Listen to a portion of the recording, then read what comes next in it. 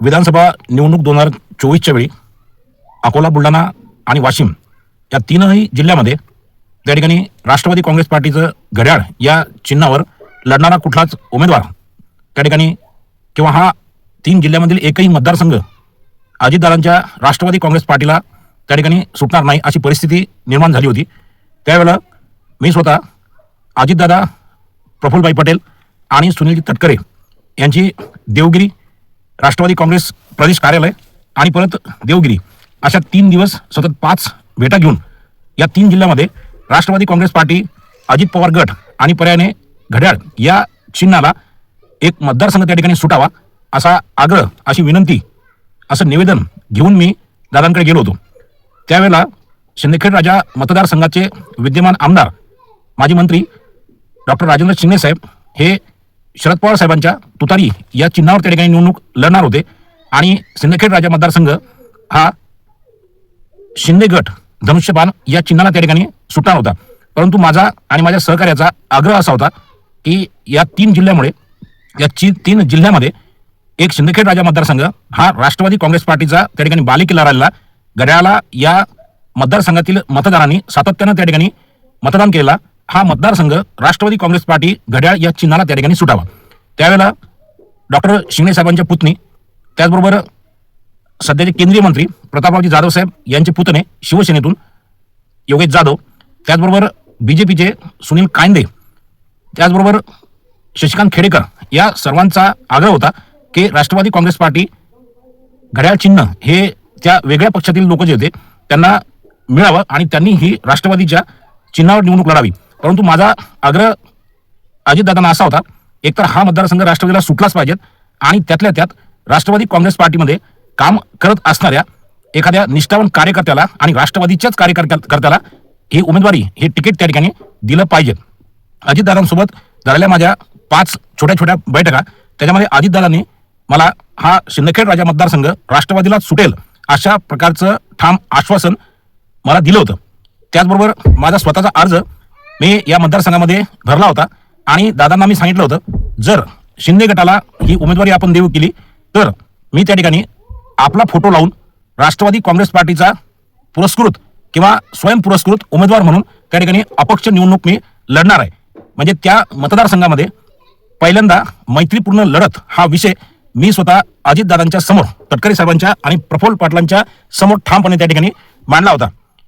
दिलेला शब्द पाळणारा नेता अजितदादा यांनी तो शब्द अतिशय पराकोटीला गेलेला संघर्ष की तिकडे केंद्रीय मंत्री प्रतापरावजी जाधव साहेब यांनी दिल्लीमध्ये शिंदे साहेबांसोबत मिटिंग घेऊन तो मतदारसंघ हा शिंदे गटाला सुटावा, हा मतदारसंघ प्रतिष्ठेचा करून सुद्धा योग्य उमेदवार, ज्या उमेदवाराच्या स्वजातीचे मतं हे शिंदखेड राजा मतदारसंघामध्ये आहेत, त्यामुळे मनोजदादा कांदे हे काँग्रेसमधनं राष्ट्रवादी काँग्रेस पार्टीमध्ये आलेले आणि ते निवडून येण्याची क्षमता ठेवणारे, म्हणून अजितदादांनी आम्हा सर्वांना त्या ठिकाणी आपण सर्वानुमते मनोज कांदे यांना ही उमेदवारी मैत्रीपूर्ण लढत म्हणून त्या ठिकाणी देऊ केले दिलेले आहे। आणि या सर्वांचं जे काही तुमच्या नाराजीचं जो भाग आहे हा बाजूला ठेवून राष्ट्रवादी काँग्रेस पार्टीची सीट त्या ठिकाणी लागली पाहिजेत आणि अशा अनुषंगाने सर्वांनी त्या ठिकाणी मनोजदादा कांदे यांचं काम करायचं आहे असं आम्हा सर्वांना सांगितलं होतं। त्याप्रमाणे शशिकांत खेडेकर स्वतः उभेच राहिले, योगेश जाधव जे प्रतापराव जाधव साहेबांचे पुतणे होते त्यांनी खेडेकर साहेबांचं त्या ठिकाणी काम केलं, सुनील कांदे हे खेडेकर साहेबांच्या सोबतच होते, त्याचबरोबर त्याच्या कोणी शिंगणेताई होत्या, डॉक्टर शिंगणे साहेबांच्या पुतणी, त्या स्वतः अपक्ष उभ्या राहिल्या आणि मी स्वतः राष्ट्रवादी काँग्रेस पार्टीचा उमेदवारी अर्ज भरून माझ्या उमेदवारी अर्जाला त्या ठिकाणी AB फॉर्म नसल्यामुळे तो रद्द झाला आणि मी स्वतः मनोजदादा कांदेचं त्या ठिकाणी काम केलं। सांगायचं तात्पर्य असं आहे की अजितदादा माझ्यासारख्या एका शेवटच्या टोकावरच्या आणि अति सर्वसामान्य कार्यकर्त्याचा शब्द सुद्धा त्या ठिकाणी खाली पडू देत नव्हते आणि जो शब्द त्या व्यक्तीला त्यांनी दिला तो पूर्ण करण्यासाठी प्रयत्नाची पराकाष्ठा त्या ठिकाणी करत होते, असा स्वभाव अजितदादाचा होता। म्हणूनच आज माझ्यासारख्या सर्वसामान्य राष्ट्रवादी काँग्रेस पार्टीच्या कार्यकर्त्याच्या हृदयामध्ये त्या ठिकाणी अजितदादा आहेत। त्याचबरोबर दुर्दैवी घटना अजितदादांची जी घडल्यापासून आतापर्यंत अजितदादांच्या घरातील त्यांचे पुतणे साहजिक आहे रोहित पवार यांनी अजितदादाच्या घातपाताची चौकशी त्या ठिकाणी व्हावी, निष्पक्ष व्हावी आणि जलद गतीने व्हावी यासाठी आग्रह धरला। त्यांच्या घरातील व्यक्ती व्यतिरिक्त आमच्या विदर्भातील अकोल्याचे ज्यांना अजितदादांनी विधान परिषदेची त्या ठिकाणी उमेदवारी दिली, मंत्री नाही केलं, तरी सुद्धा आपल्या निष्ठेला जागणारा आणि आपल्या पुढच्या भवितव्याची कुठलीही तमा न बाळगणारा, उद्या आपल्याला पक्षामध्ये स्थान मिळते नाही मिळत या सगळ्या गोष्टीची कुठल्याही प्रकारच्या परिणामाची काळजी न करता अजितदादांसाठी आजपर्यंत शेवटच्या क्षणापर्यंत म्हणजे त्यांची विधान परिषदेची आमदारकीची टर्म त्या ठिकाणी आज संपत आहे, त्यांना आज किंवा उद्या त्या ठिकाणी विधान भवनातून निरोप दिला जाणार आहे. अशा वेळेस सुद्धा अजितदादांचा फोटो छातीशी लावून त्या ठिकाणी अजितदादांच्या या सर्व घातपातावर चर्चा व्हावी या माफक आणि एवढ्या मागणीसाठी ते आग्रह धरत आहेत. विधान भवनाच्या पायरीवर ते बसत आहेत. दुर्दैव असं आहे की त्यांच्या या रास्त मागणीला त्या ठिकाणी राष्ट्रवादी काँग्रेस पार्टी, पश्चिम महाराष्ट्र, मराठवाडा, कोकण या सगळ्या रिजनमधून मोठमोठी पदं घेणारे, सहकारातल्या मोठ्या मोठ्या लाभाच्या पदावर त्या ठिकाणी काम करणारे, मंत्रिपदं भोगणारे या सगळ्या लोकांपैकी एकही कोणी आमच्या अमोलदादाच्या शेजारी त्या ठिकाणी येऊन त्यांना पाठिंबा दर्शवण्याचं साधं काम त्या ठिकाणी विधान भवन पायरीवर झालं नाही. हे पाहून अख्खा महाराष्ट्र त्या ठिकाणी दुःखी आहे की हे लोक मोठमोठी पदं घेऊन या अजितदादाच्या जीवावर, अजितदादाच्या मेहनतीवर, त्यांच्या सगळ्या करिश्म्यावर त्या ठिकाणी निवडून आले, मोठमोठी पदं घेतले आणि आज अजितदादाला न्याय देण्यासाठी म्हणून त्या ठिकाणी अमोलदादा त्या ठिकाणी बसलेले आहेत. त्यांना साधा पाठिंबा देण्या इतपतही या लोकांजवळ त्या ठिकाणी वेळ राहिलेला नाही. एवढे लोक अजितदादाबद्दल कृतज्ञ झाले. ज्याप्रमाणे मी अकोला, बुलढाणा, वाशिम या 3 जिल्ह्यामध्ये शिंदखेड राजा मतदारसंघ हा त्या ठिकाणी राष्ट्रवादीला सुटावा ही मागणी घेऊन अजितदादाकडे गेलो होतो, त्याचप्रमाणे आज किंवा या मे महिन्यामध्ये मुदत संपणाऱ्या विधान परिषदेमध्ये पुन्हा एकदा अमोल मिटकरी यांनाच त्या ठिकाणी विधान परिषदेची उमेदवारी दिल्या जावी ही मागणी राष्ट्रवादी काँग्रेस पार्टीच्या राष्ट्रीय अध्यक्षा सुनेत्राताई अजित पवार यांच्याकडे मी प्रत्यक्ष भेटून त्या ठिकाणी करणार आहे. अजितदादांसाठी त्या ठिकाणी जीवाचं रान करून आपल्या कुठल्याही राजकीय भवितव्याची चिंता न करता अजितदादांसाठी लढणारा जो लढवय्या आणि अजितदादांसोबत निष्ठा राखणारा अमोल मिटकरी हा माणूस त्या ठिकाणी परत एकदा 6 वर्षासाठी विधान परिषदेमध्ये दिसलाच पाहिजेत अशी आग्रही मागणी मी स्वतः सुनेत्राताई पवार यांना करण्यासाठी जाणार आहे. मला मागील 1.5-2 महिन्यापासून असं वाटायला लागलं, ज्यावेळेला अजितदादांचा 28 तारखेला मृत्यू झाला त्या दिवशी मी 28 तारखेला संध्याकाळी विद्या प्रतिष्ठानमध्ये अजितदादांचं त्या ठिकाणी दर्शन घेतलं. तिथलं वातावरण, तिथली परिस्थिती पाहून मला असं जाणवलं की इथं उपस्थित असलेल्या मोठमोठ्या नेत्यांना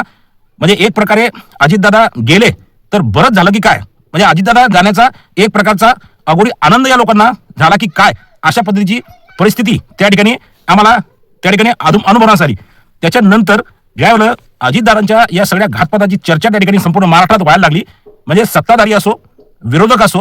किंवा स्वपक्षातले असो, या लोकांना अजितदादा कुठं स्कोप देत नव्हते की काय, किंवा अजितदादांची मेहनत आणि अजितदादांची राजकारणामधली जी उंची आहे, जी हाईट आहे, ही सर्वांनाच त्या ठिकाणी नकोशी झाली होती की काय, असं यांच्या या सगळ्या वागणुकीवरून वाटायला लागलंय. म्हणजे अजितदादा गेले बरंच झालं अशा पद्धतीचा आविर्भाव सध्या सत्ताधारी, विरोधक आणि स्वपक्षातील लोकांचाही झाला की काय अशी शंका अजितदादाला मानणाऱ्या असंख्य हजारो लाखो लोकांच्या मनामध्ये एक शंका त्या ठिकाणी यायला लागली की या लोकांना अजितदादांचं मरणच त्या ठिकाणी हवं होतं की काय. असो, आज विधान परिषदेचे आमदार अमोलदादा मिटकरी यांनी विधान परिषदेमध्ये अजितदादांच्या मृत्यूवर त्या ठिकाणी चर्चा व्हावी यासाठी आंदोलन केलं. तरी सुद्धा सन्माननीय सभापती साहेबांनी त्या ठिकाणी उद्याचा आणि परवाचा शेवटचा दिवस असून सुद्धा कन्फर्म त्या ठिकाणी आज म्हणजे उद्या किंवा परवा चर्चा होईल अशा प्रकारचं आश्वासन त्या ठिकाणी दिलेलं नाही. उद्या ही चर्चा होते की नाही याबद्दल आमच्या मनात शंका आहे, परवाही त्या ठिकाणी चर्चा होते की नाही आमच्या मनात शंका आहे. आणि अजितदादांच्या या मृत्यूवर किंवा या अपघातावर चर्चेअभावी चर्चा न करता जर अधिवेशनाचं या लोकांनी सूप वाजवलं तर राष्ट्रवादी काँग्रेस पार्टी बुलढाणा आणि मी स्वतः या सगळ्या मागणीसाठी रस्त्यावर उतरल्याशिवाय त्या ठिकाणी राहणार नाही. आणि रस्त्यावर उतरून मग ते धरणे आंदोलन करणं हो, आमरण उपोषण करणं हो, किंवा मग एखादं हिंसक त्या ठिकाणी आंदोलन करणं हो, या प्रकारचा पवित्रा राष्ट्रवादी काँग्रेस पार्टी अजितदादा बुलढाणा जिल्हा त्या ठिकाणी घेणार आहे. पुनश्च एकदा अमोलदादा मिटकरी हे परत एकदा विधान परिषदेमध्ये त्या ठिकाणी दिसले पाहिजेत, त्यांनाच विधान परिषदेची उमेदवारी त्या ठिकाणी दिल्या गेली पाहिजेत ही मागणी. आणि अजितदादांच्या घातपाताची सखोल चौकशी, जलद चौकशी आणि दोषी लोकांना जोपर्यंत त्या ठिकाणी सजा होत नाही आणि अजितदादांच्या मृत्यू, अपघात घातपात याविषयी महाराष्ट्राच्या प्रत्येक कार्यकर्त्याच्या जनतेच्या मनात पडलेल्या प्रश्नाचं उत्तर जोपर्यंत त्या ठिकाणी मिळत नाही तोपर्यंत राष्ट्रवादी काँग्रेस पार्टी बुलढाणा जिल्हा आणि मी सुद्धा त्या ठिकाणी टोकाचा संघर्ष करणार आहे. धन्यवाद. जय अजितदादा, जय महाराष्ट्र, जय राष्ट्रवादी.